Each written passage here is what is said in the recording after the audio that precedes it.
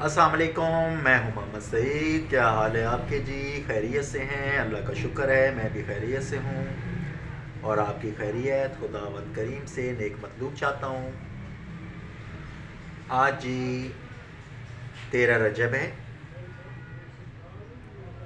حضرت علی کے ولادت کا دن ہے، شیر خدا کی، اور حضرت علی کی جتنی تعریف کروں اتنی ہی کم ہے۔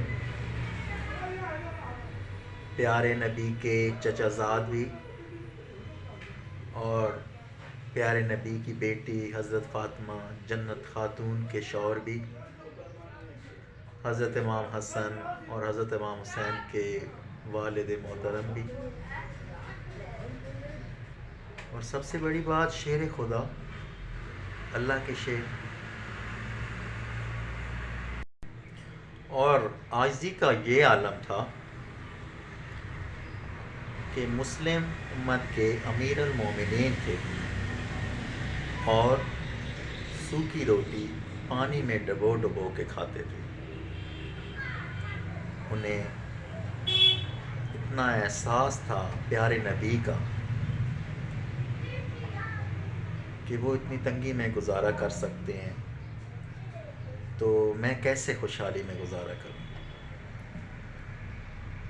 اور اس کے علاوہ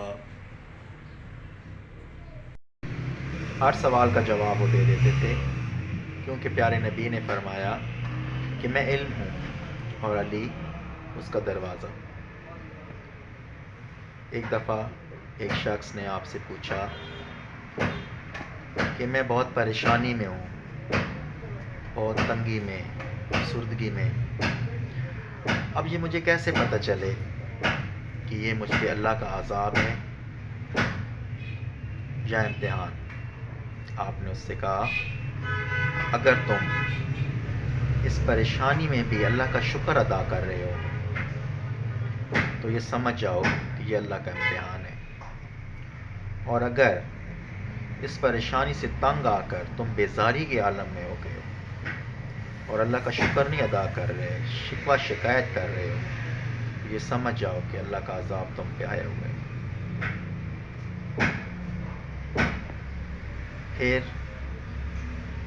ایک دفعہ ایک اور شخص آپ کے پاس آیا،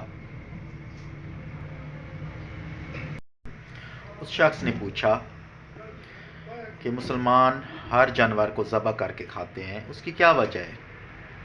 تو آپ نے کہا، جانور کو ذبح اس لیے کیا جاتا ہے، جب وہ ذبح ہوتا ہے اور وہ تڑپتا ہے تو اس کے اندر سے جراثیم آلودہ خون باہر نکل جاتا ہے، اور وہ پاک صاف ہو جاتا ہے، صحت مند گوشت اور خون رہ جاتا ہے، لہٰذا اس لیے انہیں ذبح کیا جاتا ہے۔ پھر اس شخص نے ایک اور سوال کر دیا کہ مچھلی کو تو آپ لوگ ذبح نہیں کرتے، تو مچھلی کے ساتھ کیا معاملہ ہے؟